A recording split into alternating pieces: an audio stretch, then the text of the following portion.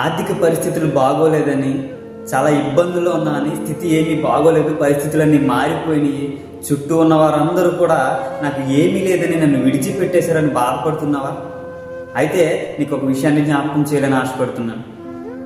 ఏలియా అనే భక్తుడిని జ్ఞాపకం చేసుకుంటే, ఒక రోజున దేవుడు సారేపతు అనే గ్రామానికి వెళ్ళు, అక్కడ ఒక విధవరాలు ఉంటుంది, ఆమె నిన్ను పోషిస్తుంది అని ఏలియా చెప్పినప్పుడు ఏలియా అక్కడికి వెళ్ళి చూస్తే ఆమె ఇంట్లో ఆమెకే తినడానికి ఏమీ లేదు, ఆమె ఇంట్లోనే ఏమీ లేదు, ఆమె కుమారుడు చనిపోయే స్థితిలో ఉన్నాడు. కనీసం చిన్నపాటి సమృద్ధి కూడా లేనటువంటి దీన స్థితిలో ఆమె యొక్క కుటుంబం, ఆమె యొక్క జీవితం ఉంది.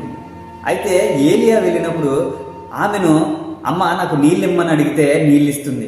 తర్వాత నాకు ఒక రొట్టెను చేస్తే అమ్మని ఆమెను అడిగితే, నా దగ్గరే ఏమీ లేదు, నీకేం పెట్టనయ్యా, ఇదిగో నా కుమారుడు చనిపోయే స్థితిలో ఉంటే నేను పుల్లలు ఏరుకోవడానికి, వంట చేయడానికి నేను వచ్చాను, మరలా ఇంటికి వెళ్తున్నాను, నేను నా కొడుకుకి నీకు వంట వండి చేసి పెట్టాలి, కొంచెం రొట్టె కొంచెం నూనె మాత్రమే నా ఇంట్లో ఉన్నవి, ఇంకా అంతకు మించి నా ఇంట్లో ఏమీ లేదు అంటే, నువ్వు భయపడద్దు, దేవుడు చెప్తున్నాడు కదా, దేవుడు చెప్తున్నట్టు చేయి, దేవుడు చెప్తున్నట్టు చేస్తే నీకు సమృద్ధి కలుగుతుంది, నీ తొట్టిలోని పిండి అయిపోదు, నీ బుడ్డిలోని నూనె తరిగిపోదు అని దేవుడు మాట్లాడుతున్నట్లుగా ఏలియా గారు దేవుని మాటను సారెపతు విధవరాలతో మాట్లాడితే, సారెపతు విధవరాలు అవును కదా, దేవుడు మాట మాట్లాడుతుంటే నేను నమ్మాలి కదా అని దేవుని మాట ఎందు విశ్వాసం ఉంచింది, నమ్మింది, ఏలియాను నమ్మింది, ఏలియా మాటను నమ్మింది. అయితే ఏలియా చెప్పినట్లుగా రొట్టెను చేసి తాను తన కుటుంబం కంటే ముందు ఏలియా గారికి పెట్టినప్పుడు తొట్టెలోని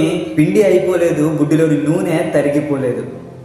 ఎంతగా ఆశీర్వదించాడంటే, ఒక రోజు 2 రోజులు కాదు, అనేక దినములు ఏలియా ఆ విధవరాలు యొక్క కుమారుడు కూడా సమృద్ధిగా తిని ఇంకా బోలెడంత మిగిలేంతగా ఆమె యొక్క కుటుంబం, ఆమె యొక్క ఇల్లు ఆశీర్వదించబడి. నిజమే కదా, చాలామంది అనుకుంటూ ఉంటారు, తిండి లేకపోతే బ్రతకలేము, డబ్బులు లేకపోతే బ్రతకలేము అనుకుంటూ ఉంటారు. కానీ మనల్ని బ్రతికించేది దేవుని మాట మాత్రమే, మనల్ని బ్రతికించేది కేవలం దేవుని మాట మాత్రమే అని మర్చిపోయి కేవలం తిండి పట్ల, కేవలం ఈ లోక సంబంధమైన ధనం పట్ల, లేకపోతే పరిస్థితుల పట్ల ఎక్కువగా వారి మనసు ఉంచుకుంటూ ఉంటారు. కానీ దేవుడు చెప్తున్నాడు, నా మాట మిమ్మల్ని బ్రతికిస్తుంది. ఆకాశ పక్షులను చూడండి, ఆకాశ పక్షులు ఏ విధంగా అయితే బ్రతుకుతున్నాయి, నా మాట ద్వారా కదా అవి బ్రతుకుతున్నవి. మరి మీరు నా మాట ద్వారా బ్రతకలేరా? మీరు బ్రతికేది కూడా నా మాట వల్లనే అని దేవుడు మనకి జ్ఞాపకం చేసుకుంటున్నాడు.